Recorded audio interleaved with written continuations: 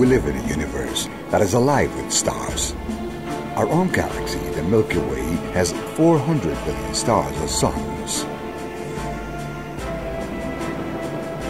There are at least 100 billion solar systems just in the Milky Way. And there are billions of galaxies like ours.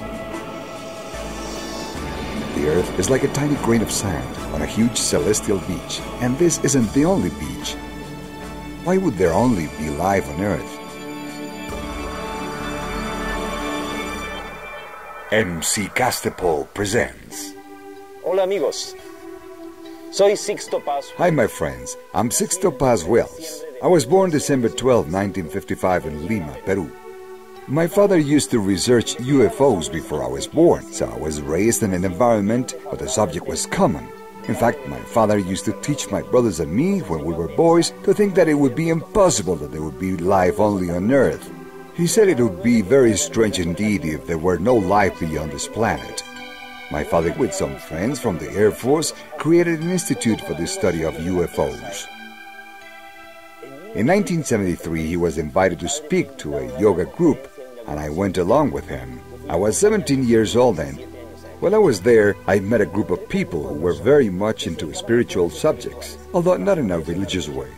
I liked so much what they had to say that I spent some time with them practicing breathing, relaxation, concentration, and the meditation of Hatha Yoga and Mantra Yoga.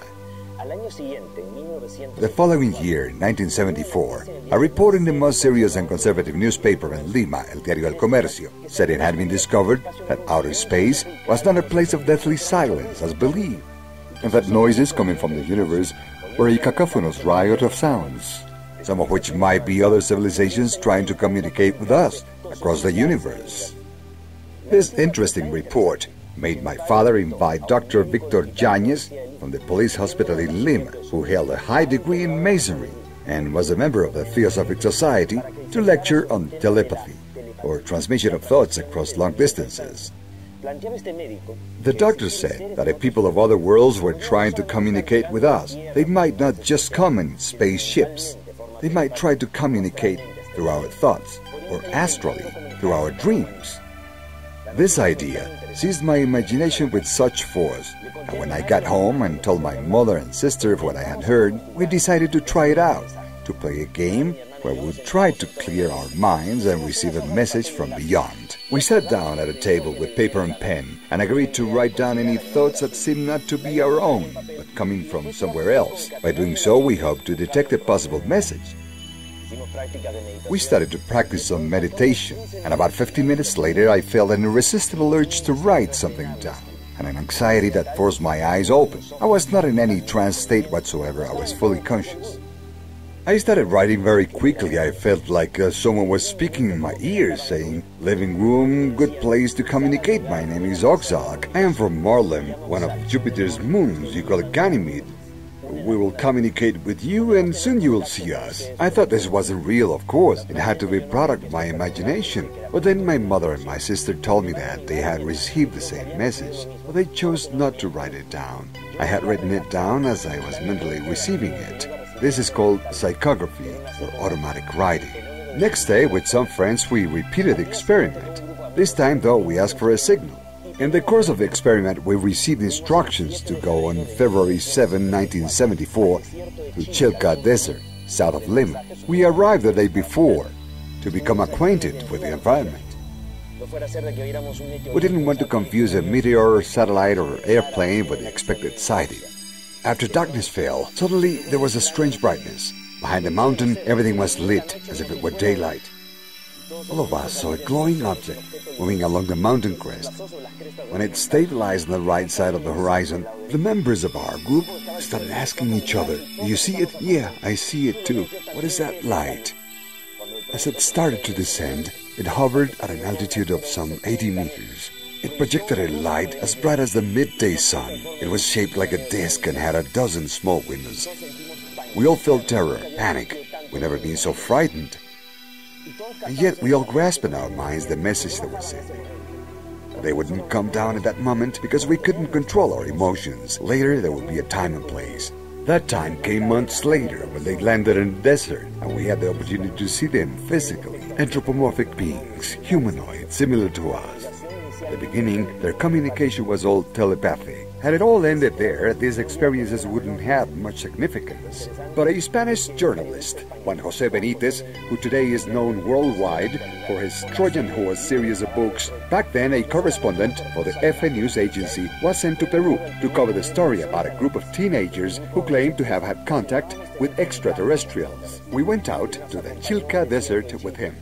And at the exact time, on the exact day announced and messages that we had received, this journalist was able to spot 2 UFOs in the sky. To us, they were DAVs, directed alien vehicles. The sighting demonstrated to his satisfaction that it is possible to establish contact with extraterrestrial beings. When he returned to Spain, Juan José Benítez wrote his first book, UFOs, SOS to Humanity. This book made our contact experience known around the world. As the years progressed, our communication with these beings became more and more fluent. We were allowed to receive the information that we are about to share with you, stories about the cosmic plan, extraterrestrial cosmogony, and the origins of humanity. It is the story of how the human being is the result of extraterrestrial genetic experiments, and how, through our biological history, there has been hybridism and crossbreeding, stellar shipwrecks, colonization, and even deportation of aliens to our world. Without considering the extraterrestrial link, human history doesn't make sense.